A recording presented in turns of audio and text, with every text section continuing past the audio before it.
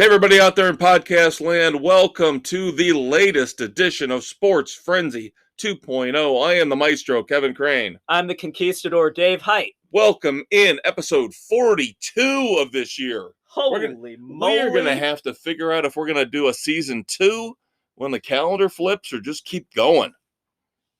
I think when the calendar flips, we go season 2. Yeah, okay. I can see that.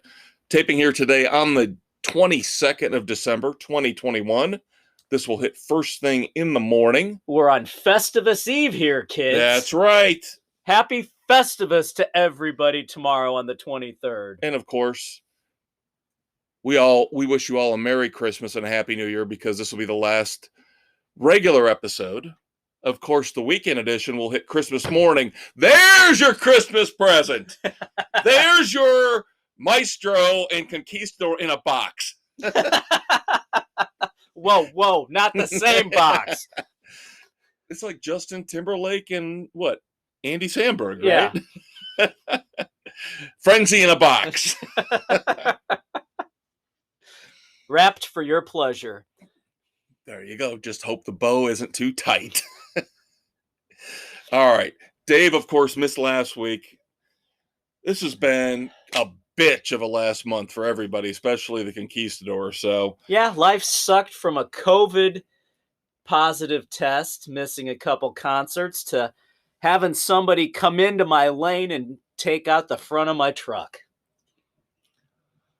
So the man who usually drives around the biggest, baddest truck in town is now stuck with a Toyota Corolla. I hate sitting on the ground. It sucks. And see, this is where he and I differ. He's a truck guy. I'm a sedan guy. So a Corolla would be fine with me, but I drive an Elantra. So there you go. Yeah, I miss my quad cab Silverado. I can understand that, though. I really can. That's got to be a huge change. Oh, my God. I'm falling into this thing and climbing out. So, yeah, we're going to play catch-up this week, especially on the weekend edition. We're going to have, like, some kind of duplicate reviews and duplicate things we talk about. And I'm sure even here on the regular Sports Frenzy, we're going to cross streams. And it's a good thing this time. It's not a Ghostbuster where it's bad. So if something pops up that Dave needs to comment on from last week and you kids already heard me, deal with it. Thank you for allowing me the opportunity to pontificate on some of these topics. Yeah, but with the holidays, people deal with it. This is probably going to be the case even without all the crap that rained down on Dave. So his opinions, my opinions, stand alone. Sometimes they get put together. Sometimes they stand separately. There you go. First topic tonight. As NFL. always, NFL. Yes, it is. So we've got to look at number one. One of the headlines that hit soon after last week's episode was the Jaguars finally bailed on Urban Meyer. And why the hell do the Bears still have Matt Nagy? Because the Bears don't fire coaches mid-season. Idiots. No, Khan actually showed some balls getting rid of him.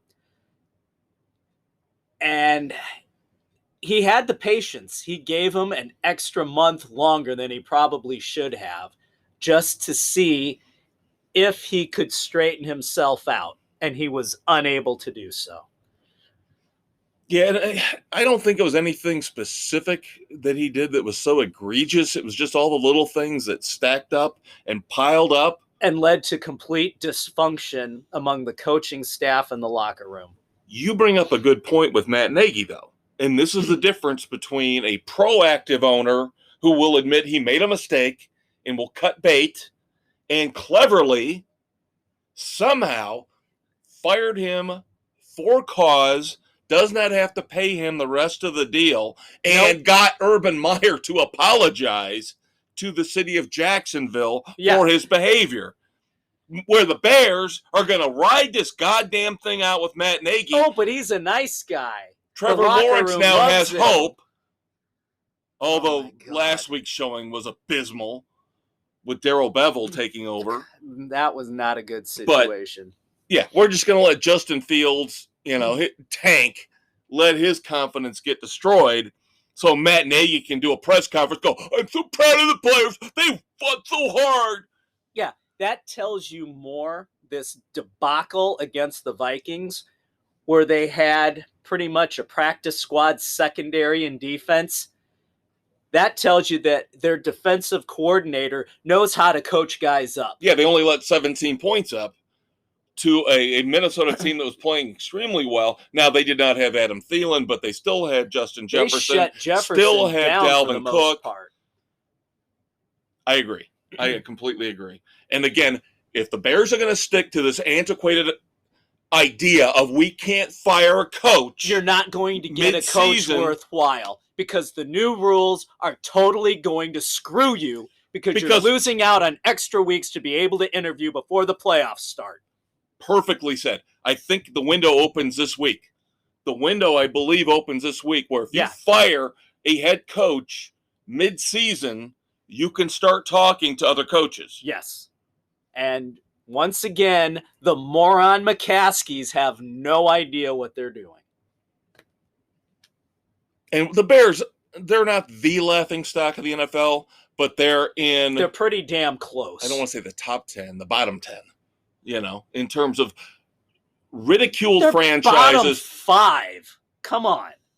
Well, talk to some New York fans and see what they think about the Jets and the Giants. Even the Lions now have a little spark of hope, even though I think that comes more from the head coach. They still need a new quarterback. They still need to get a lot of new players in there. They need a lot of help, but these guys are playing hard for them, and they're showing an ability to improve. They've been more competitive throughout the season than the Bears have been. My picks, I said a month ago I thought they were due for a win. I really did. I thought they beat the Bears because of how trashy the Bears have looked. Yeah. And let's go on the Bears. It's our team, so let's discuss the Bears for a minute. You can dispute me on this, and you can say it's the offensive line.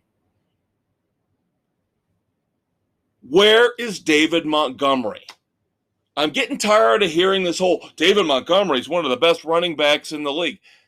I have not seen it this year. I barely saw it last year. It took, to the last 6 games of the year before he showed up? I don't think, I'm going against the grain, I'm going against popular convention here, but I do not think David Montgomery is one of the top 15 running backs in the league. I don't think so. I don't think the play calling is there. He does need a passing game to open things up a little bit more for him, but at the same time, a great running back can make things happen. Yes, a great offensive line helps. Ask Jonathan Taylor in Indianapolis. Yeah, I will agree. There are moments where Montgomery has completely disappeared. And he's coming up for a new contract. So we'll have to wait and see. I don't know. Don't shit the bed like with Tariq Cohen. Don't just throw money at him because you kind of like him and he's a good guy. You know what? I will take Montgomery over Cohen. Well, it's too late now. We've already given Cohen all that goddamn money, and he didn't. We talked about this when it happened that was a disaster. That they never should have given him that much money. How many games did he play once he got that extension? 2, 3. I was going to say it can't be double digits. No, missing all of this year, when by rights he should have been back halfway through this season. Now I will say this, and that I will blame on Matt Nagy wanting Cohen because he thought he was going to be the next Tyreek Hill. And I'm sorry, Cohen did not show enough of that before they gave him this big deal. Well, and I think initially you thought Tariq Cohen, don't yell at me, don't blaspheme when I say this, But before, remember, they had Cordell Patterson, and they let him go. We could have still had him. Patterson is the one that they should have signed instead of frickin' Cohen. Well, but the thing is, Cohen was on the roster the year before, and they thought, I think, even though Patterson's bigger and fits the mold of a receiver / running back / returner, they thought at least Cohen could return kicks. He couldn't even do that. He can't do anything. He's not big enough to be an every down back. Nope. He's basically a third down, change of pace, maybe catch the ball out of the backfield running back. And you gave him a huge extension for that. For no reason. And you could have kept Patterson. Absolutely. Again, there's the stupid move that Pace made that's a nail in his coffin. For everything he does right, he does one or two things completely stupid. Yeah, because this year, it means nothing because the Bears are awful. 4-10 right now. Robert Quinn looks phenomenal. Robert Quinn finally is saving the defense. Yeah. He's on pace for 20 sacks with Khalil Mack out for the year. Robert Quinn, he's doing the Julius Peppers thing is what he's doing. He's trying to build up for the next deal. Yeah. Yeah. He wants to extend his career. Yeah, and he should have been doing that last season to start it. Yep. And the season before. So, of course, the Bears, lost 17-9, 4-10. Minnesota is in the playoffs as we tape. That's not going to last. That's not going to last. They got the Rams this week. Then they got the Packers. They're going to get rammed and packed out of the playoffs. Moving on to our other favorite teams. Dave's Dolphins streak continues. The streak continues. That was an ugly game, though. I don't know how they pulled that off. That defense did not look all that great against an inept offense. Yeah, that worried me. Yeah, because the Jets had, I think, 2 different points in that game had 10-point leads. Yeah, and that worries me about that defense maybe tiring out. But what about Tua? I heard a lot of negative stuff about Tua. A lot of negative stuff about Tua. Not improving as I would like to see. But who saved the day? Who saved the day for the Dolphins? Somebody from the U. Duke freaking Johnson comes in with his gold grill. He had a really good game. Duke's the man. Duke is overlooked, underrated. I'm telling you. People are signing Le'Veon Bell still. Duke Johnson is 28 years old. I know. He's still got a couple good years left in him. And I loved his interview after the game. The way he talked about wanting to go out there. He still can do everything he wants to, and it's all about the team working together. He's got the right attitude for it, too. Yep. He's like Frank Gore Jr., who, by the way, since he quit football, is now boxing. Which Le'Veon Bell was ready to do. Right. Come on. It's just fun. It's fun. It is. But the Dolphins did win. I think as we get to our picks, I think the streak ends this week. That's where I'm leaning as well. We'll get to that. The Buccaneers, brutal Sunday night game. I mean, that was not pretty. The pretty. Saints have the Bucs number. They have Tom Brady's number. They do. Without Sean Payton, they have Tom Brady's number. Doesn't matter if it's Payton. Doesn't matter who's coaching. No. They've got him figured out. Frustrated him to the point where he was screaming and yelling at the interim coach. Yep. Busting up his Microsoft Surface tablet on the sidelines. How many times was he sacked and knocked down? 3 sacks, 1 fumble forced, and probably a half a dozen knockdowns. Now, of course, they did have the excuse. I'm not making excuses for them, but they got hit hard with injuries in that game. I mean, brutal. Godwin, done for the year. Fournette, done for the regular season. Evans, question mark going forward. Yeah. I mean, that's harsh. They took some shots. That's harsh. Now we're going to see what Tom Brady and Bruce Arians are made of. Now we're going to see. Now, what they're going to have to do the same thing they did last year. They're going to have to go on the road and win a ton of games to get back to the Super Bowl, including going through Lambeau. Unfortunately. Yeah, that's going to be a tough run up there. God help me. You know, I am going to be praying and rooting for the Bucks. Big time. My God. Oh my God. Please don't let Mr. Lateral Thinker get to a Super Bowl. Please. No. God, Tom, you're the GOAT, man. You're the GOAT. Don't let him even come close to sniffing your underwear, let alone putting any kind of check mark on his legacy to get him even remotely close to what you've done. And everybody knows Rodgers has a bum toe. How has nobody stepped on that foot yet?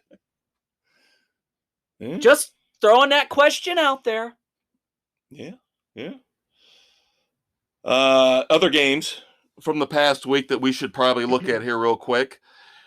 Chiefs-Chargers, that was a ding-dong dilly, as the Big Blue W would say. Yes, it was. Last Thursday night's game. Cow.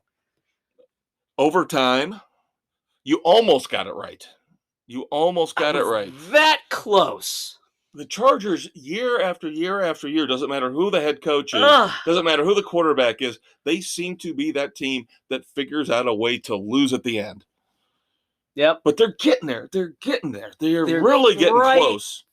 It's like old Marty Schottenheimer had them as a 10, 12 win team every year and then a one and done in the playoffs. Yep. Anthony Lynn here over the last 4 or 5 years couldn't quite get it done. Now Staley can't quite get it done. No. Although they seem to be knocking on closer. The door. They do kind of win one every once in a while that maybe they shouldn't have. They got the quarterback. They got the running back. They've got the receivers. So next draft, need that little bit of help on defense, a little bit of help on the offensive line. But the thing is, you're competing with the Chiefs. You could be competing, rumor is, with Aaron Rodgers in Denver next year. Potentially. So we shall see how that goes. Denver's got some personnel that they have to jostle around a bit as well. Yeah, they're one of those teams that can't figure out who their running back is. Their wide receivers have underachieved, but is that because they can't figure out who the quarterback is? It's probably a combination. And now this week, no Teddy Bridgewater. It's going to be Drew Lock. And how does Drew Lock feel about playing for the Broncos, considering the fact they've bailed on him? How many times? Yeah, and keep bringing other guys in. John Elway is not a great GM/VP. No, he's an idiot.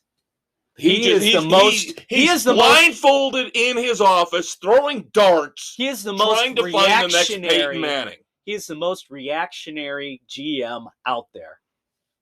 Agreed. It's like he's got ADD when it comes to players and decision making on which direction they want to go or what they want to be. Yeah, and there are a lot of people in the media who are saying that's the way to go now. They're saying, look at Arizona. They screwed up. They drafted Josh Rosen. The next year, they made the bold move of saying, okay, fine, done with him, bring in Kingsbury, draft Kyler Murray, and at least for the last 3 years, it's worked. Now, they're starting to fade again. Now, is that on Kingsbury? Is that on Murray? Who is that on? There's a lot of injuries piling up there, too. Hopkins has been less than reliable as their number one receiver. And, of course, what we're referring to is the fact that the Detroit Lions beat them this past week. Handily. So now you've really got to wonder about Arizona. But I still think, personnel-wise, they should have be fine. Enough to even compete with the Rams. You know, you've got 2 good running backs now. Chase Edmonds is back. You have A.J. Green. You have Christian Kirk. You have Zach Ertz. You've got weapons. You've got the weapons there. Chandler Jones on defense. That team should be good enough to make the playoffs. Something is missing right now. Is it leadership? Is it potentially leadership from the quarterback position, leadership from the coaching standpoint. It's almost looking like it's a combination of the two where they can't be on the same page. And then, of course, we've got all the COVID stuff that's hit. You know, the Raiders-Browns game got moved from Saturday to Monday night. You know, and they almost pulled it out with my man, Nick Mullins, who I still think, along with Gardner Minshew, those two guys are better than at least 10 of the starting quarterbacks in the NFL. You're right there. I will stick by that. So now, supposedly, these 3 games were on the verge of being canceled. But rumblings are the NFL Players Association president talked him into pushing them back so the players would get paid. Yep, I heard that too. Yep. Does that shock you? No, but it really undermines the authority of the NFL, where they're trying to do the right thing for the players. And, oh, all right, we're going to make them play coming off of COVID testing, put more people at risk. Oh, and we're going to shorten the week up even more for these teams we push to Tuesday. How is that good for the players? Yeah, I agree. It's hypocritical on the part of the Players Association, but that's what you're going to get from any players union in any sport, is that we want our money, but don't put us in danger. Don't make us play if we don't have to, but we want our money. So they get to play both sides of the fence, play the PR game, trying to make the league look bad, when, like you said, the league was trying to do the right thing for the players overall. And how much money these guys are making. Sorry, your health is more important than 1 week's salary. Yep, I agree completely. Patriots-Colts, that Saturday night game did go down as scheduled. I don't know how to feel about that game because it didn't shock me. I picked the Colts to win that game, but when is some coach, I mean, they beat Bill Belichick, the genius. Yeah. When is some coach going to load the box and stop Jonathan Taylor and make Carson Wentz beat them? Because Carson Wentz completed 5 passes in this game, and they beat the Patriots by 10 points. The Patriots got beat by their own play call from the week before at Buffalo. They threw minimal passes and ran the hell out of it and said, stop me. Yep. And but now that was a weather-induced situation. It was. This was indoors, but it still worked for the Colts. Right, so Mac Jones goes from throwing 3 passes to throwing over 40, or close to 40, against the Colts. Now, Damian Harris was out, so they didn't have their 2-headed monster at running back. They had to go with Ramondre Stevenson. So that limited them a little bit. Yeah. But load the box on the Colts. Wentz is a disaster. Let Wentz beat you. I don't understand why people aren't playing it that way. To beat you. Yeah. Wentz is not a frightening quarterback. No. He's not. He makes mistakes. And Jonathan Taylor, leave those receivers one-on-one, and Wentz is going to screw it up. The reason why Wentz's numbers look so good is because of Jonathan Taylor. He opens up everything for Wentz. Yeah. If somebody would just get smart enough to load the box and say, let Carson Wentz beat me. They don't have T.Y. Hilton is not what he was 5 years ago. He used to be. No. Michael Pittman has been a disaster the last month. He was supposed to be the next up-and-coming receiver. They don't have a great tight end right now. No, they do not have the receivers that scare you. They've got a good backup running back, but again, make Carson Wentz beat you. And you know what? Odds are he's not going to beat you. Steelers come off with a big win against the Titans, which, again, I picked. I still don't think the Steelers are that good. No, they're not. You had that. It was just a timing game.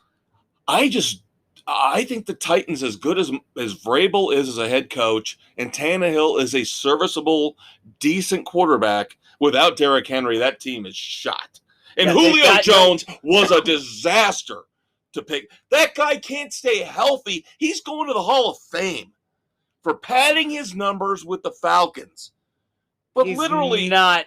He's been awful this year. This is when they need him right now. He came back for one half of this game after missing a game or two. Prima donna receivers never won them. Don't want to draft them. Don't want to sign them. Don't want them. Can't coach them. The Bengals pick up a big win. We talked about the Broncos. Teddy Bridgewater got knocked out of that game. Thankfully, he's okay, but he will not be playing for the foreseeable future. No. And the Bengals are another one of those Jekyll and Hyde teams that you don't know what the hell you're getting from one week to the next. And we have talked about that for weeks and weeks. Bengals, Chargers. Yeah. Don't know what we're getting. It's crazy. I mean, the Broncos, I know it's Vic Fangio. We feel fondly about him because of how he ran the Bears defense, but you don't have Von Miller anymore. You got Bradley Chubb and what else? That defense is okay. And for the Bengals, with those receivers, with Joe Mixon to only put up 15 points, I don't care if it was on the road. And they did win. But come on. You got it. That offense should be more dynamic than what it is. Yeah, it's more pretty consistent. pathetic. And then, of course, John Harbaugh. What the hell is he doing? He's acting like he's trying to sabotage the entire Ravens season. Didn't their kicker get hurt in pregame warmups? That is not what I heard. Justin Tucker was fine. I did not hear any issues with Justin Tucker.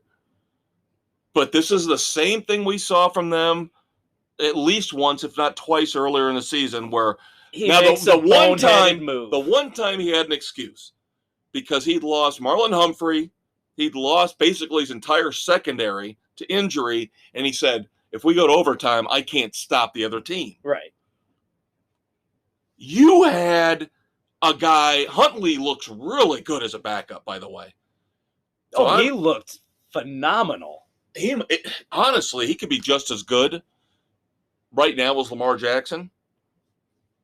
He came back from 14 points down, and then you sell out with a stupid play call to Mark Andrews, who everybody knows. That's where you were going. Yes. Thank you, Mark Andrews, by the way. Mark Andrews got me into the fantasy playoffs this week. I am not disparaging Mark Andrews. I love him. I seriously want to send him a Christmas gift. He single-handedly got me in the fantasy playoffs this week. But when everybody knows the guy's got 10 catches, over 130 yards, 2 touchdowns, where do you think everybody on the defense is going to focus?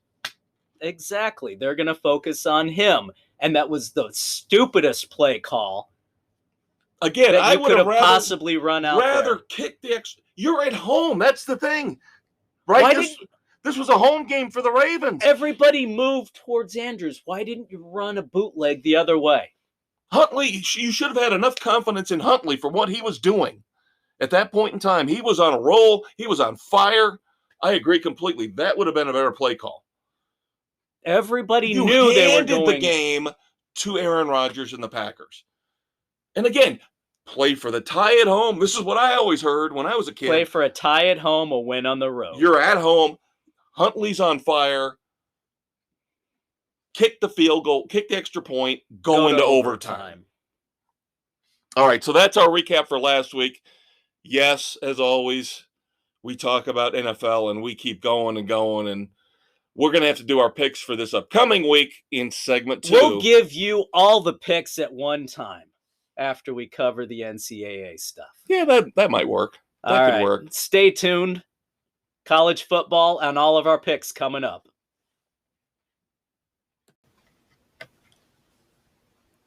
Now that we've let you into Frenzy Club, here are 3 rules.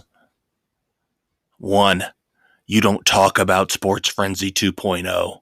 You listen to it on Spotify, Anchor, Google, Apple, and all other major podcast hosts. 2, two guys to a show. Kev Dave, the maestro and the conquistador. 3, one sports frenzy episode at a time. Until Saturday, when you get the weekend edition.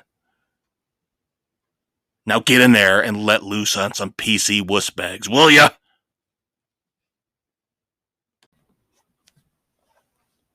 Hey kids, welcome back to Sports Frenzy 2.0. I'm the Conquistador Dave Height. Along with the maestro, Kevin Crane. And here, segment 2, we're going to kick off talking NCAA football, and then you'll get all of our college and pro picks for this week. Right, we're in the middle section of our bowls, so you're going to get basically the middle half, the middle third of the bowl season. It's not quite even in terms of how we divided them up, but we did the best we could. And then we'll, of course, do the NFL picks for Week 16, starting with tomorrow night. Yep. So here we are taping on the 22nd of December, 2021. Festivus Eve. Happy Festivus tomorrow, the 23rd, and Merry Christmas to everybody this weekend. That's right. We will hold off on Happy New Year because you will get one more episode before then. Yep. All right.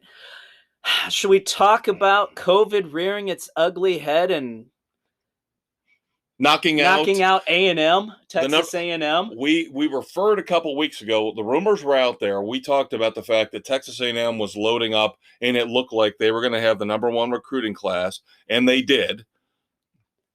But then again, Jimbo Fisher does something completely the most overpaid, overrated head coach in any sport. Yeah, can't be bothered with bowl season now with the Gator Bowl. He's pulling Texas A&M out.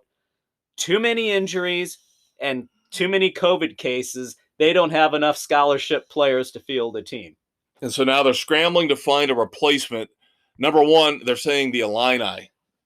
Oh, my God. Why? Why? Well, because you have to go with a team that's just below the cut line because all the other teams are spoken for. So you're going to have to grab somebody that's under 500. A scrap heap team. Yeah. Wake Forest will obliterate whoever they play. Yes, hands down. That is not going to be a pretty game. No. And again, I know it's not necessarily Jimbo Fisher's fault, but I just get tired of the fact that he is so overrated, so overhyped, and the fact he got the number 1 recruiting class boggles my mind. I don't get it at all. And then, of course, crazy. You didn't think anything could top that in terms of the NCAA football COVID news. Today, the brilliant College Football Playoff Committee writes up new guidelines in case COVID has implications on the championship. Wow. You can win the championship without playing a game. If another team forfeits. You can win the championship without playing a game by forfeit. Well, technically, yeah. You could miss both games and get you could awarded be the wins. Only team with no COVID cases. And because the semifinal games can't be played because 3 are unavailable, the lone team left will automatically be awarded the championship. Let me ask you this, David. Let me ask you this. If Cincinnati is the only team left, they would never, ever let standing, Cincinnati pull that. Never. If it's Alabama or Georgia, hot damn, they're going, great. We're going to get a legitimate champion because everybody knows those were the 2 best teams. If it's Cincinnati, who's clean, and it's Alabama and Georgia and Michigan with all the COVID issues, they will figure out a way to postpone it just to screw Cincinnati. You know I'm right. They will. You know I'm right on this. This could be playing into Harbaugh's hand, though, because Michigan, as a team, are getting boosted together. Yes, I saw that. Yep, good for him. We have never said we have said he has stumbled. He has been slow to get the Michigan Wolverines up to speed. He's finally got them there this year. We've never said he's a dummy. He knows what he's doing. He really does. Pros, college, he knows what he's doing. And you're right. That could be the deciding wind factor. Up being. Now, the one thing that they didn't address is if all 4 teams wind up with an issue. Notre Dame! Notre Dame wins! Wouldn't that be freaking ironic? Notre Dame somehow falls bass backwards into a national title right after Brian Kelly left. That would just be beautiful. Freeman doesn't even coach a game and gets a national title. Oh, that would be awesome. Now they've already worked it out that with the NCAA, the CFP, ESPN, and the Peach and Fiesta Bowls, that if there's an issue, they'll try and reschedule those by up to a week. But you can't do that for the Final Four. That just boggles my mind entirely. And another thing to consider, remember that they like to play, obviously, that championship game on a Monday. Right? Right. So if they bump it and they try to get on the... Wait a minute. The NFL's got the wild card game on a Monday now. Yes, remember that? Yes, they do. So that could hose the college football championship on a delay. Tuesday? I don't know. They would be interesting to see who would blink first between the two. I would like to see the NFL bow out and move to Tuesday, but they can't. Because of, you can't with wild card week. Right. So you'd almost have to say NCAA would have to be the one to move to Tuesday, because that's the end game of all the season. Right. You've got to give at least some semblance of a normal week's rest and preparation for the NFL guys. You do. I still think the Monday wildcard game is so stupid. It's ridiculous. So stupid. No, I'm going to say it. It's flipping retarded.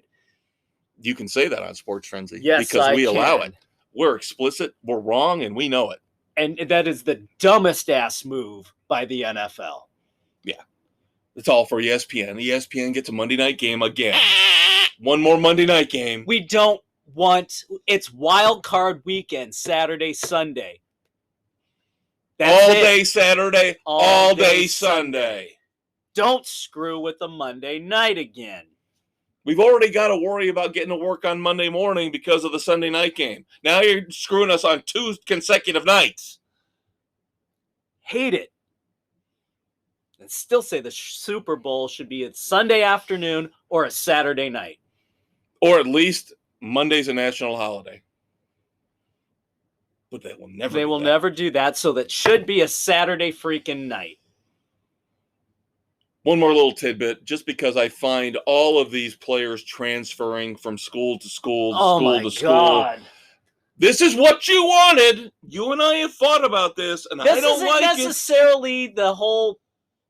That's not necessarily this whole thing. This whole transfer protocol stuff started a couple years ago. Yes. I love the Dr. Pepper commercials with the whole transfer portal thing. Because it just... Anybody need a kicker? Yeah, I got Dr. Pepper. Welcome.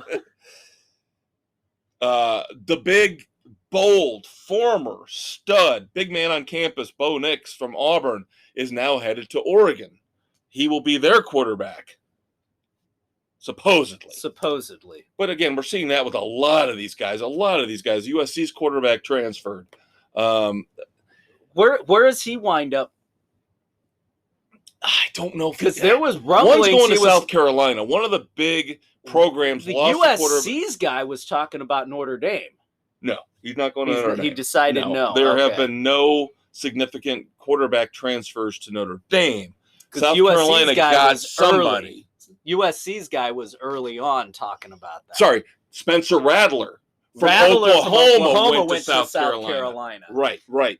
So I do not have any notes on who's going from USC and where they're going, but this is what I'm saying. This is all chaos. I don't blame the kids for trying to get somewhere that's best for them. If the coaches can do it, why can't the players? Exactly. Everything is broken in the NCAA. We all know it. All right, we got to start looking at these bowl games. We have almost a full week of bowl games in the books. Really nothing shocking. I mean, we're not going to cover every bowl game, but I have to admit, boy, I did not see BYU shitting the bed against UAB. Oh my God, that was abysmal. We all by BYU. we thought that was a gimme. Out of all the games, that should have been the gimme. Right. Otherwise, I think everything, we all missed a couple here or there. But yeah, the BYU one was really the one. Toledo, with the very first bowl game, the Bahamas Bowl on the 17th, 10-point spread, and they got beat by 7. That one kind of, okay. That kind of set the tone for how everything was going to go almost. That sets the tone for what we're going to do this week with our picks, David. Because I don't care anymore. Phil Collins. Don't care, noble. All right. Boom, boom. Boom, boom. Boom, boom. All right, so we're starting off with the Hawaii Bowl, with Memphis versus Hawaii. Gee, guess where we're going? We're taking the home team. As always, 7 of our 8 picks are in. Deadline is coming up in a couple hours.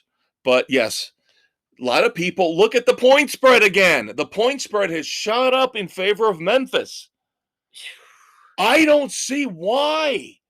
I know Hawaii has issues between the players and the head coach. But they always play better at home because it's a brutal travel schedule for the other team. Memphis hasn't done anything to impress me this year. No, they haven't. Hawaii's played some really good games.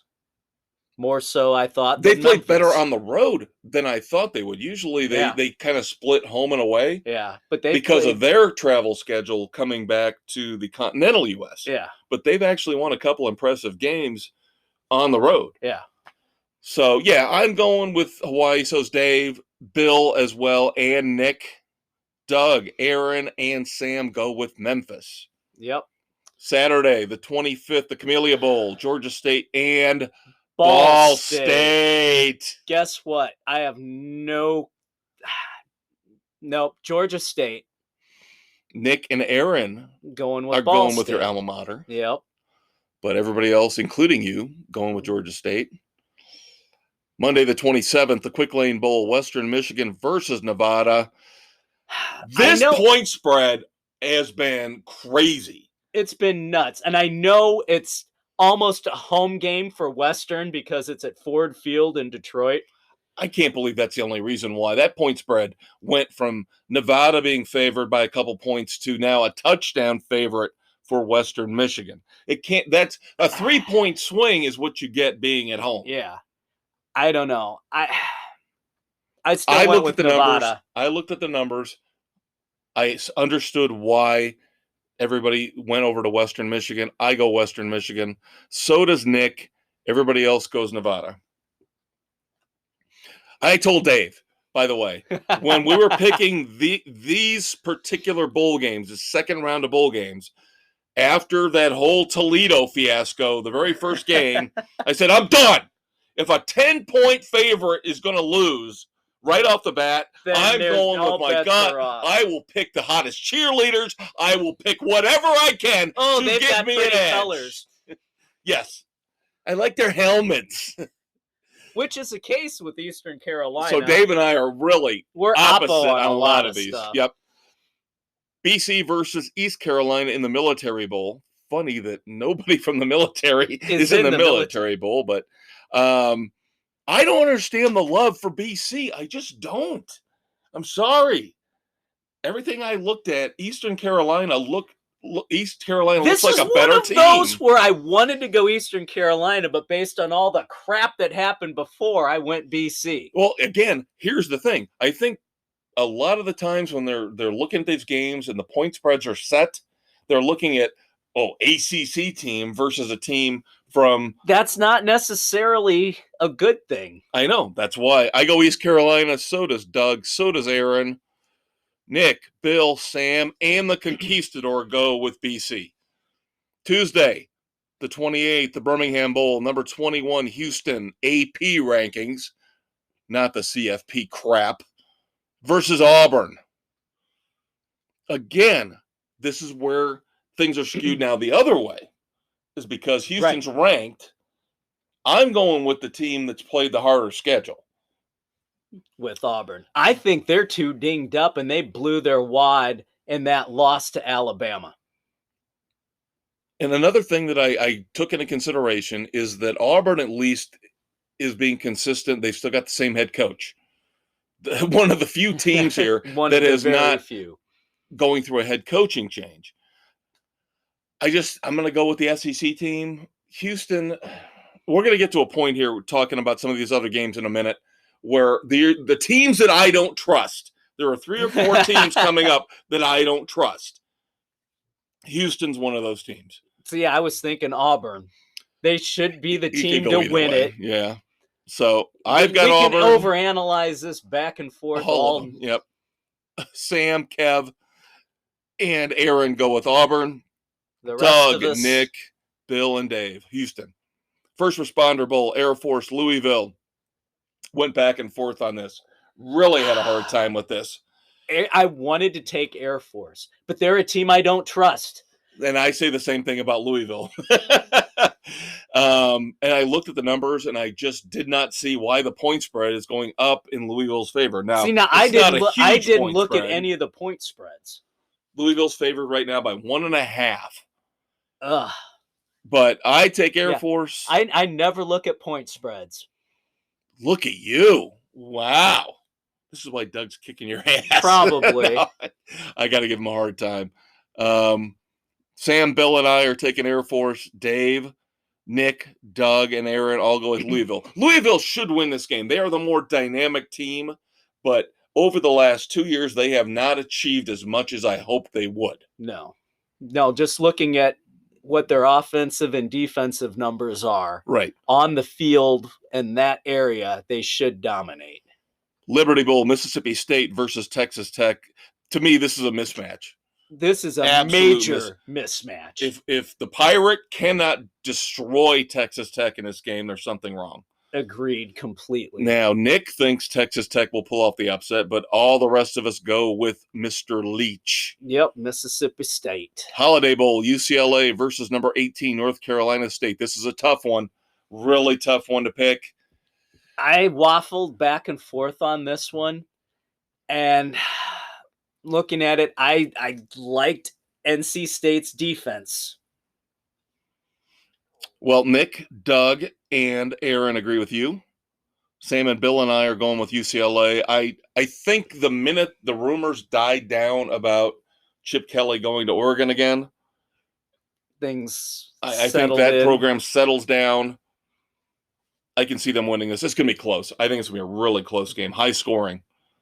Guaranteed Rate Bowl, West Virginia versus Minnesota. Hello, a team I don't trust, West Virginia.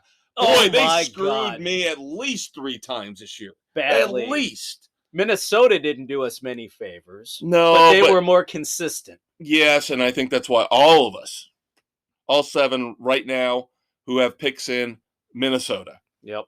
Fenway Bowl, SMU versus Virginia. Another tough one. I had a tough time with this. Two teams with 2 coaching changes. This is where I just went. SMU's getting Miami's offensive coordinator. He's going to be watching. He's going to have input. I'm going with SMU. I'm on Virginia Island. Virgin Island? What'd you say? I'm in Virginia. You stop it. That's like a Steel Panther song. It is. Taken from a T-shirt from one of our favorite you are shows the of only all one. time. And that's shocking to me. It really is shocking that you are the only one taking Virginia. I thought this Virginia seemed to have played SMU kind of crap the bed down the stretch. I don't know if everybody's going on SMU because of the name recognition or what. Possibly. Again, like Virginia I said. Virginia hasn't played horrible either. I'm just taking him because Lashley's coming in. I love him. He was a great offensive coordinator for Miami. SMU has got great things coming. I'm thinking they might try to impress him. Yep. Maryland and Va-Tech at the Pinstripe Bowl. Here we are. I'm on Maryland Island again. Wow, 2 for 2 here on Wednesday the 29th. You're on islands. So you got I'm going with the more stable. Virgin Mary? Yes. Virgin Mary. Virginia and Maryland. Yep. I just like the way Virginia Tech played at the end of the year with the interim coach. Maryland, I don't trust Maryland. Sorry. Vatek has hosed me already, so. Cheez-It Bowl, number 19 Clemson versus Iowa State. Kind of shocked. So many of us went with Clemson. Well, yeah, because I know they've lost both all of their coordinators. But Iowa State is so flippin' another team schizophrenic. Yep, another team I don't trust. So Iowa State for Doug and for Bill. Everybody else goes Clemson. Yep. And then the Alamo Bowl, number 15 Oregon versus number 14 Oklahoma. Again, two teams in transition, going to different head coaches. I go basically with the talent. Yep. Oklahoma. We've got two Oregons in Doug and Bill. Or no, Doug and Sam. Yep. Sorry. Thursday, the 30th, Duke's Mayo Bowl. Why is there even a Duke's Mayo Bowl? North Carolina versus South Carolina. Oh, my God. North Carolina across the board. It's not even going to be close. Yeah, everybody takes North Carolina. Finally, the Music City Bowl for this week's bowl picks, Tennessee versus Purdue. Another tough one. I've heard so many good things about Josh Heupel and how he has turned the Tennessee program around. Yes, Purdue has had a couple big wins this year. But again, SEC, up-and-coming power versus a middling Big Ten team. Give me the SEC. I was going with Tennessee. I think they've got more of the talent in there. And so Kev, me, and Bill going with Tennessee. Everybody else, Purdue. All right, moving on. Like Dave said, we're going to do our NFL picks right now. Week 16, Thursday, tomorrow night, the 23rd. 49ers at Titans. Very big game. Very big Huge game. That being said, you've got one team on the downswing, one team on the upswing. We're going with the upswing team in the Niners. I just mentioned it in the first segment. I do not trust the Titans. Without a running game, they've got nothing. They're another team that can't figure out what to do with the running game. So that being said, Sam, Nick, and Aaron are taking the Titans. Everybody else, 49ers. Saturday, the 25th, Christmas. Merry football, everybody. Thank God we get Christmas football. I hate it when it's all basketball. Yeah, but we'll get to the NBA. Adam Silver says, not halting play, not canceling Christmas games. Potentially. Potentially, not yet. Browns at Packers. I mean, this is a playoff implication game, but does anybody really think the Browns stand a chance in holy hell of going into Lambeau and doing anything? No. I mean, Nick Chubb would have to run for 200 yards. Which would be good for your fantasy team. Which would be great for my fantasy team, but... Everybody takes the Packers. Now, the night game I find extremely intriguing. Colts at Cardinals. The Cardinals, as we've discussed, have not been playing well. The Colts have been, which is why I'm taking the Colts even on the road. Yep, you, Sam, Bill, Nick, and Aaron. I'm going with the leader, Doug, and taking the Cardinals, and I'll tell you why. Cliff Kingsbury, his ass is on the grill. It is so hot right now, he can feel the coals burning through his sphincter into his lower intestine. He cannot go through another year where he collapses in the last month and a half of the season. This is a home game against Carson Wentz, who... with a halfway decent defense, which they have, they should, again, stop Jonathan Taylor. And they should be able to win the game. They're going to do something stupid. I still go with the Cardinals. This is it. Last gasp for the Cardinals. This is Frank Reich's year. If the Cardinals do not win this game, Kingsbury's fired. That's my prediction. That is my prediction. Sunday, the 26th, Ravens at Bengals. We talked about Huntley. Even if he plays, it's Lamar Jackson. Bengals are better on the road than they are at home. They are, but they're that schizophrenic up and down. They were down, so this is going to be the up. And the one thing that works in your favor for you picking the Bengals is, again, that Ravens secondary is decimated. It is. So you've got three top receivers for the Bengals. That they should be at home, be able to carve them apart. Yes. But I'm going with the Ravens. Harbaugh has got to redeem himself. He is one of the top 5 coaches in the league. Aaron's with me. Is he so trying is to Sam. coach himself out of Baltimore for a new challenge? I don't know. No, when you've got a franchise quarterback, you don't coach your way out to get away from a franchise quarterback. Unless you want a new, fresh quarterback. Yeah. No, I don't think that's what he's doing. Rams at Vikings. Again, playoff implications. The Rams, I am not impressed with them, even though they're 10-4. They're not an impressive 10-4 team. No. But the Vikings suck. I mean, they're just bad. Yeah, they kept the Bears in the game as long as they did. Yeah. No. Rams for everybody across the board. Bills at Patriots, huge game. Did we not learn anything from what we saw a couple weeks ago? Now, the problem is you got COVID injury stuff. Beasley's out for the Bills. How hobbled is Josh Allen with the ankle? Right. Patriots. At home, Belichick. However, Sam and Bill and Doug go with the Bills. It was a tough one. This was a tough one. It was not an easy one. If the Bills are going to salvage their season, they need to win this game. McDermott is going to be in trouble if this team should not have lost more than 3 or 4 games. And they've already almost doubled that. Yeah. They should have been the team running roughshod over the AFC. Right. And they have failed to do so. But they woke up the sleeping giant known as Bill Belichick. Yep. Trash game, but it's going to be fun to pick. This is Jaguars at Jets. I'm glad to see you agree with me on this, even with the COVID situation. Oh, my God. Watching the team last week, how well the Jets had played against Miami and how abysmal Jacksonville looked. You got Urban Meyer out. You were supposedly now calm and everything is copacetic in the locker room in Jacksonville, and you shit the bed again.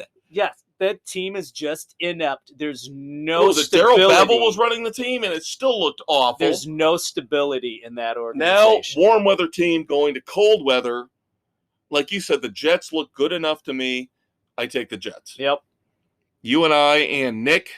Everybody else takes the Jags. Steelers at Chiefs.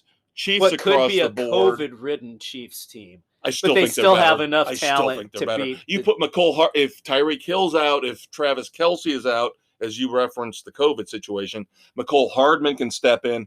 He could be a number 1 on somebody else's team. Yeah. We'll see if Josh Gordon can step up. Yeah, he's still on the roster. So there you go. Everybody's taking the Chiefs. Steelers just don't look that good. No. They're on their last. They're on Big Ben's last leg. Smoke and mirrors. Broncos at Raiders. I am on Raiders Island. What is it with you guys in the Broncos? What do you see in the Broncos? I don't see anything in the Raiders is what the problem is. I see the Raiders won last week and the Broncos lost. Raiders won on the road. The Broncos lost at home. And now the Broncos have Drew Lock at quarterback. Darren Waller could be coming back for the Raiders. I take the Raiders. You can have them. All right, everybody else. I'm on Raiders Island. Everybody else takes the Broncos. The Washington football team at the Dallas Cowboys. Really? I know Washington's going to get people back from the COVID list. Sam and Doug taking Washington. The rest of us, the Cowboys. Oh, God. And I still think the Cowboys are a fucking fraud. I still think they are. I do too, but they're better than Washington. Oh, yeah. Yeah. But I'm telling you, Packers beat them. Buccaneers beat them. Can you imagine? Rams beat them. Can you imagine what the Cowboys could be with an actual coach? Instead of Mr. Weeble Wobble. Yeah.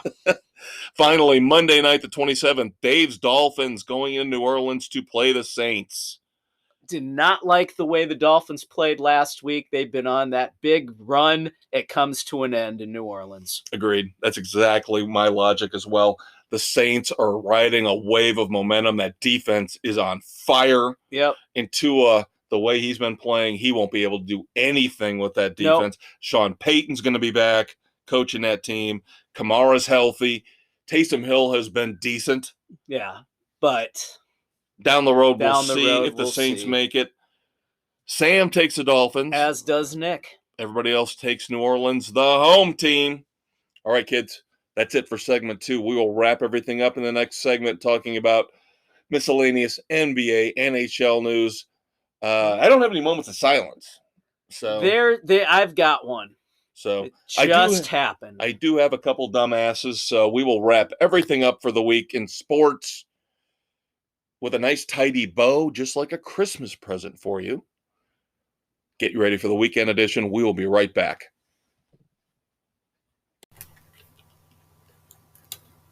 This is Coach K, and after my retirement from college basketball, I plan to become an analyst on Sports Frenzy 2.0 with the Maestro and the Conquistador every Thursday on Spotify, Anchor, Google, Radio Public, Pocket Cast, Breaker, Apple, Overcast, and Castbox. And don't forget to check out our Facebook page. Ho, ho, ho! Welcome back to Sports Frenzy 2.0, the final podcast episode before Christmas. We all here at Sports Frenzy, not just Dave and I, but the Big Blue W, the Elder Statesman, everybody, wish you a very Merry Christmas. I am Kevin Crane. I'm David Height. Going to wrap things up this week. We've blown the doors off of football, Dave, so we've got other sports to talk about. So I have a question. We had the big PGA family tournament. I know who finished second because that's all anybody frickin' talks about, but who actually won the damn thing? I seem to recall last week while you were gone, I might have had a word or two about that. Seriously, all I know is Tiger and his kid Charlie finished second. Oh, and Charlie helped them make a remarkable comeback. John Daly and his son won. Okay, nice. No, that's the thing. I completely agree, and this is why I went off on one of my patented rants last week, is because I said other golfers in this tournament, the PNC Championship, have children. Their families matter. Their children matter. How about we encourage them? No, it's always good. Tiger and Charlie, Tiger and Charlie, Tiger and Charlie. Screw Tiger and Charlie. Seriously, I'm done with it. This is our airing of grievances for Festivus. There you go. Bullshit coverage. It never ends with Tiger Woods. Have you people not paid attention to what kind of person he is?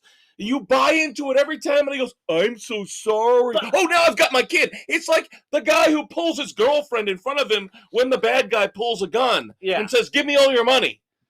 He's like pulling his kid in front of him going, oh, but look at how I have my kid with me. You can't disparage me or look back at when I was with Asian hookers or when I wrecked my car when I was probably on drugs.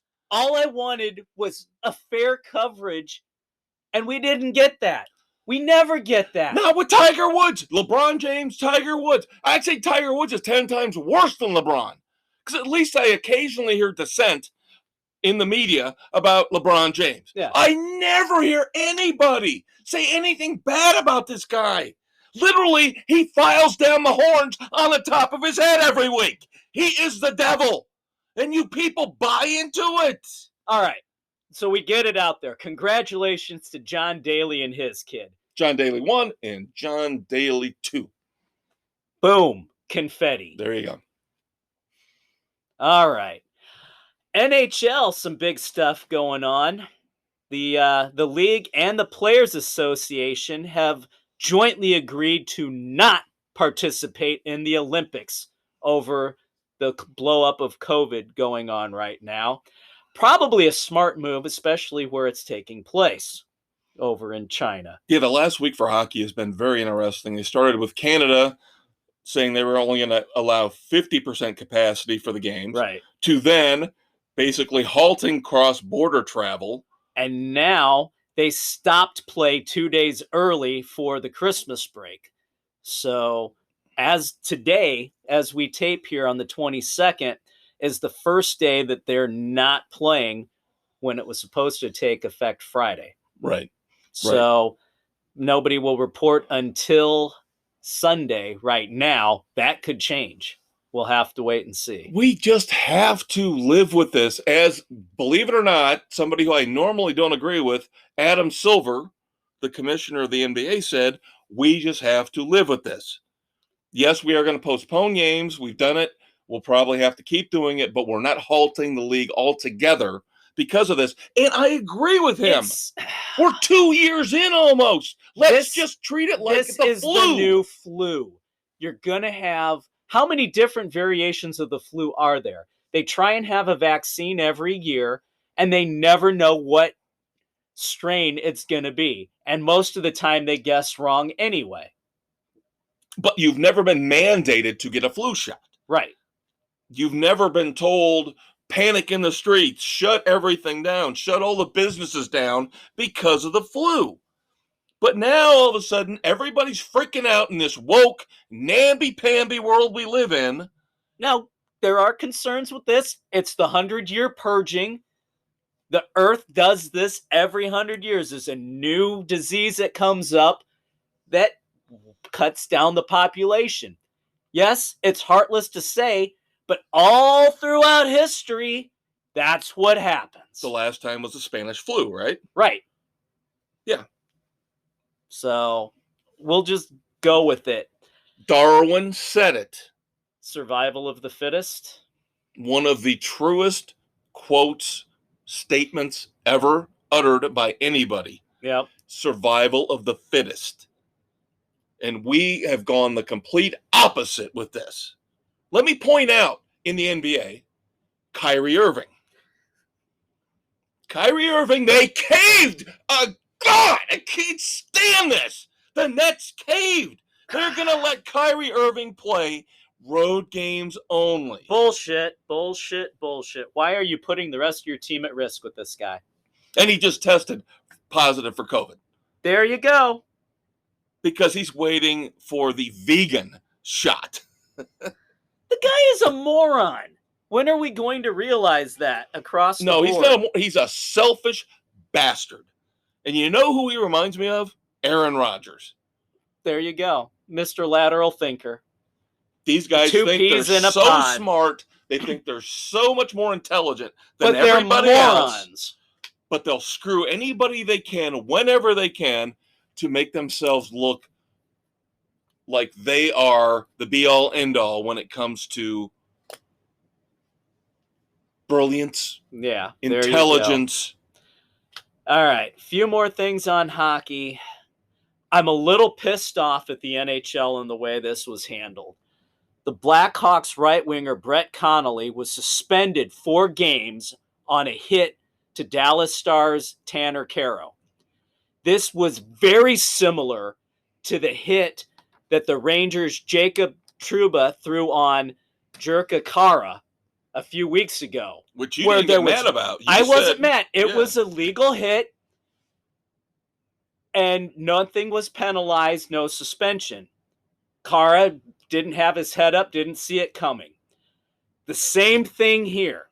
But no, Connolly not only gets a 5-minute major, he gets the game misconduct, so he's gone for the rest.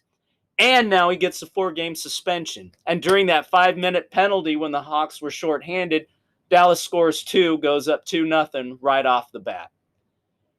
If anything, it should have maybe been an interference call for 2 minutes. Same exact type of hit, and you could see Connolly trying to pull up. Whereas Trouba didn't try to pull up. Absolutely crap. You have 2 identical hits treated completely different. It's disgusting, and something needs to be done with that crap. Well, we're seeing, especially hockey, I hate to say it, the NBA might have actually figured things out when it comes to officiating, because I have not heard anybody complain about the officiating ever since they decided to start tightening things up. The bad thing is this was freaking hockey reviewed. And football, though, this has been literally the worst. Reviewed again, and there's no consistency. We have got to get the officiating in hockey and football under control. And then today, my buddy sent me a link. Major trade possibly brewing between the Hawks and the Rangers. Potentially sending Patrick Kane to New York. Oh, my Lord. For what would amount to 3 prospects and a 2022 first-round pick as a salary dump. How do you feel about that? No, don't do it. These guys that you would be getting back, they really haven't played at all. You don't know what you're going to get. You have your franchise player of the last 20 years rewriting the record books for your team. The player that everybody's coming to see night in and night out while you're scuffling and trying to rebuild. And no, you can't tear it down. Can't do it. I've told you, boy, that would be tough for me if I was a true blue or true black Hawk fan. I don't. There's not enough on these. Taze and Kane. I mean, you got to let them write it out. That'd be like the Bears dumping Walter Payton. That's like $48 million a year between those two. That's fine, but what have they brought you back in terms of their play? You have 3 Stanley Cups because of those 2 guys. Yeah, I mean, I know there's others involved, Seabrook, but that would be to me like the Bears dumping Walter Payton, which is unforgivable. Right. No, with that, Kane is still playing at a solid pace. Taze is coming back after missing all of last year. And the one thing they missed while he was gone, they couldn't win a face-off to save their lives. He is among the league leaders in face-off wins since he's been back, and he has been dominating for them. Now, again, you know more about this than I do, but I say the Blackhawks did what they needed to do. They made the change at the top with the head coach. But you got to keep your 2 top guys because everybody else is gone. I would let this ride out with the new head coach. Let him have the talent he's got right now and see what he can do with it. We talked about the Blues. The Blues went into January. They were a dumpster fire a few years ago, and they turned it around and won a Stanley Cup. Ruined my favorite joke that you can't get a drink in St. Louis because they don't have any cups. Can I go back to the NBA for 1 second? Sure. I think you'll appreciate this. I have not heard Charles Barkley chime in on this yet, and I am really waiting for it. We love Charles. His favorite player, the Lakers, Anthony Davis, sprained his MCL. He is out for 4 weeks. Street clothes. Street clothes is back in street clothes. And I just love it.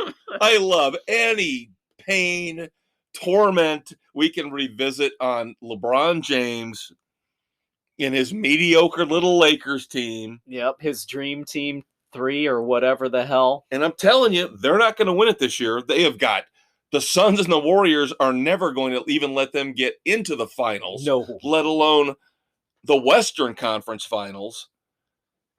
LeBron's not going to get another title. And I'm sorry. It's not looking like it. He ain't even going to sniff Michael Jordan's jockstrap when it comes to greatest player of all time. And people, in 5 years, when this all dies out, when and you they have look the next back, up and coming, Kobe Bryant is going to be, they're going to finally realize how much better Kobe Bryant was than him, how better Kareem and Magic and Bird and Shaq were better than him. LeBron's going to be lucky if he's looked at in another decade in the top 10 of all time. Agreed. All right, racing. I talked about the F1 championship last week, but oh my I have to defer to the Conquistador because he is a savant when it comes to racing. So let's get his view on the Lewis Hamilton, Max Verstappen. This was a complete disaster by Formula One. They completely changed the rule book in the final laps. Because according to their rules, on that caution, every car a lap down should have been allowed to go by the leader. 3 cars, right, between the two. Oh, there were the 5 between them. Okay, was it the 5 between them or the 3 or 5 between them were allowed to go by Hamilton, putting them 1-2. But there were other cars behind Max that should have been allowed And to then, go like around we as discussed well, last week, which would have been on Max the got last to get new lap. tires. He did that right off the bat when the caution came out. Right. So, But if Hamilton had known what was going to happen, nobody knew what was going to happen. right? And if they would have allowed those other cars behind Verstappen to pit, it would have taken, or to go by, it would have taken another lap, and it would have been the end of the race. F1 totally effed that up. I know they wanted to have it end under green, but they went about it the wrong damn way. They screwed up badly. And we've talked about a month or two ago where they had the one race that was just drenched, and they basically ran it under caution for 2 laps and called it, and awarded victory. Awful. So yeah, F1's gotta figure out what they were doing. But of course, there's a history with F1 of corruption. Oh yeah, it's been bad forever. So, NASCAR news. M&M's announced they're leaving sponsorship for Kyle Busch after this 2022 season. Yep. The shocking. Latest big one, Mars is gone. Yep. Now, I would think Kyle Busch could get another decent sponsor. Oh, we should be able to. But we've seen this before. McDonald's bowed out for a long Lowe's period bowed of time. out. Now McDonald's Target's came back. gone. So it runs its cycles. Yep. Once the ratings tick up for NASCAR, the sponsors will jump back in again. I don't know why this is a big deal, but I saw this week that they're going to let the drivers have chrome numbers on the cars again. Does that really matter? Who cares? Who cares? I mean, come on, they've had them in some way for a long time. But I guess they've been out for a while, banned.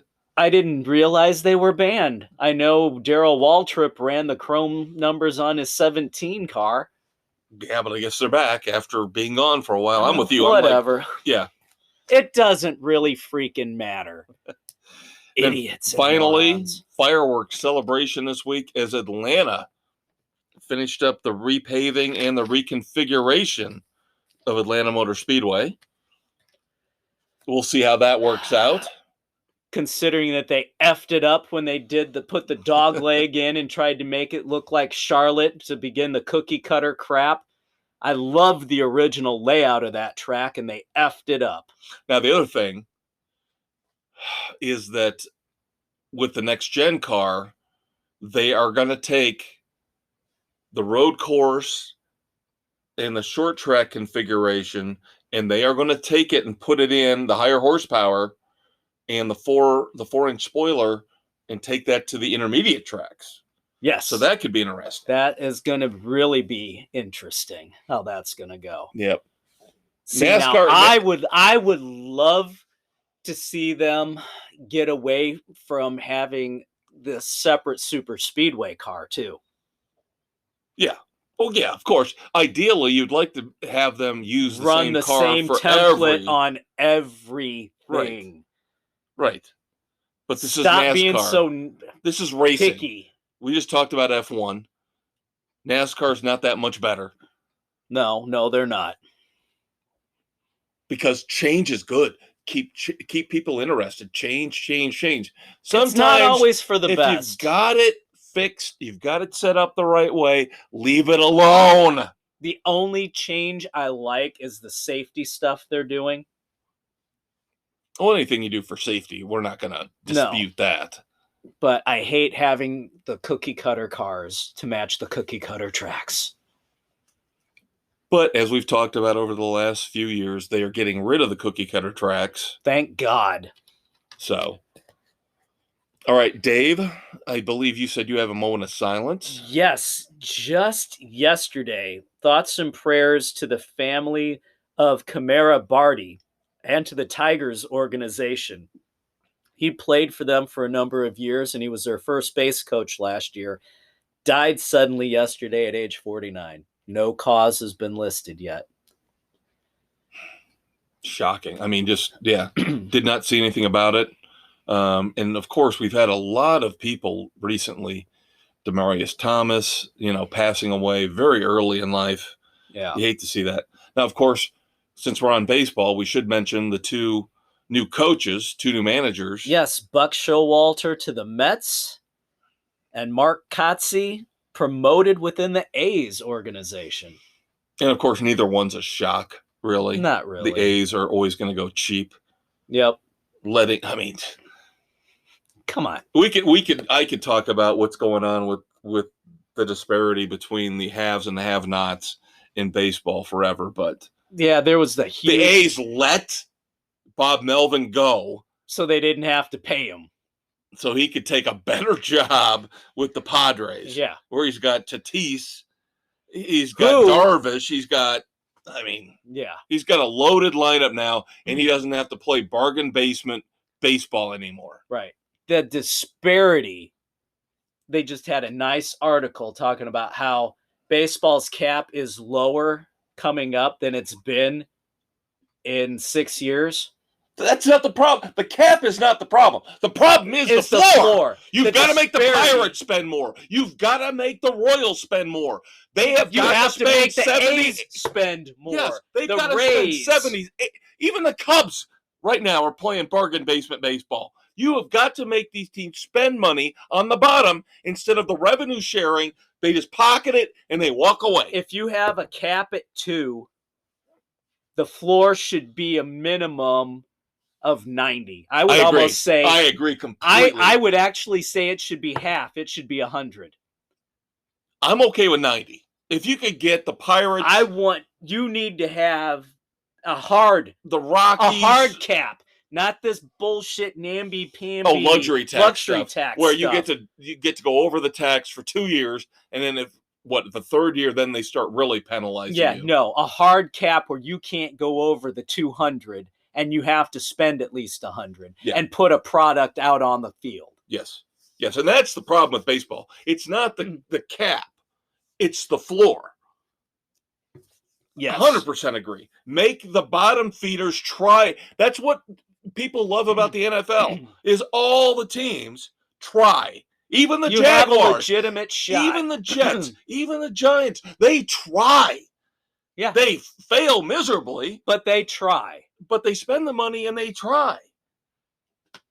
Baseball, the Pirates don't try. No, they're just pocketing all that extra money into their coffers to make the owners richer. They basically trade all their prospects to the Tampa Bay Rays every year. And so then the Rays were a little bit above them. Yeah. What was it? The Pirates spent like 50? The Indians were actually the lowest, I think, this year. No, the Pirates were at 50. The Indians, now Guardians, were at 58. Oh, I'm sorry. Yeah, I called them the Indians. But technically, it was the Indians spent 58. The Guardians of the Lake on Fire. No, you're right. But they knew all these teams need to spend more money to make things more equitable. They will bring fans back if these teams like the Pirates, again, I harp on the Pirates because I have to watch them every year play the Cubs. You have to watch the Royals. At least the Tigers spent some money this year. They did. They're going to be a force to reckon with because they got a really good manager, too. But for the love of God, get some of these teams to spend the Orioles, spend some money. Be competitive. All right. Our favorite segment, I have carryovers from last week that I didn't get to do.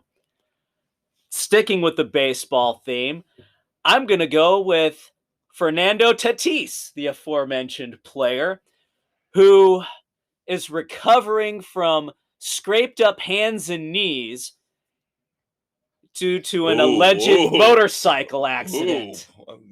Yeah, I know where you were going. It wasn't a donkey show. Scraped up hands and knees. That's another Steel Panther song. Yes. Allegedly, he was in a motorcycle accident, but his dad's saying, no. Regardless, Tatis, you're making that much damn money. You can wait till you're retired to ride.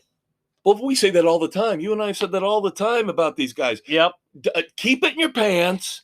Don't put yourself in danger for 10 years. Make all your money and then go nuts. Yep. Then go nuts. But they have no restraint. None at all. All right. Sioux Falls Stampede, South Dakota minor league hockey, a couple weeks ago, did a dash for cash. Keep in mind now, South Dakota has the lowest pay for teachers. In this little thing they did, they had 10 teachers come out onto the ice to crawl around at center ice, trying to gather as many $1 bills as they could. They put $5,000 on the ice as $5,000 $1 bills for these 10 teachers to try and gather up. That seems skeezy. Exactly. It seems like a stripper job. It was absolutely degrading to these teachers. If you wanted to do something to help, why didn't you just pick 10 teachers and donate the money to them? $500 to each of them instead of making them degrade themselves. I would say it doesn't matter if it's teachers. Anybody that they would have had doing that, that's degrading. It doesn't matter if it was police, firemen, anybody. That was sanitation awful. Workers. That's disgusting. That's horrible. But this is the world we live in. These people are so stupid. They don't get it. Speaking of which, the New York Football Giants, who already don't give their season ticket holders any reason for optimism, this past weekend, we've got a big surprise for the season ticket holders. We've got your yearly reward. We're going to up it how much? We're going to give every season ticket holder, it doesn't matter how many tickets you got. You could have like 3 season tickets. You get 1 medium soda at the game this week. You get 1 medium soda. Not per ticket. No. So, oh my God, that's pathetic. If you have 4 season tickets, you get 1 medium soda. Oh my God, that is bad. That is the epitome of cheap. But this is, again, I'm telling you, I correlate this to the Bears. God. This is old school ownership in the NFL. They don't get it. They don't get it. They should be sending their season ticket holders jerseys or hats or something. At least a voucher for every ticket, a drink, a hot dog, a popcorn, and something else. Minimum. Nope. For everybody, but 1 measly freaking medium soda. For every season ticket holder. Shame on them. Not tickets, the ticket holder. Shame on them. That is pathetic. Speaking of pathetic, to wrap up my dumbasses of the week. Oh, look who's back again. Chris Collinsworth? Challenging Tiger Woods. Challenging LeBron James. It's Jackson Mahomes.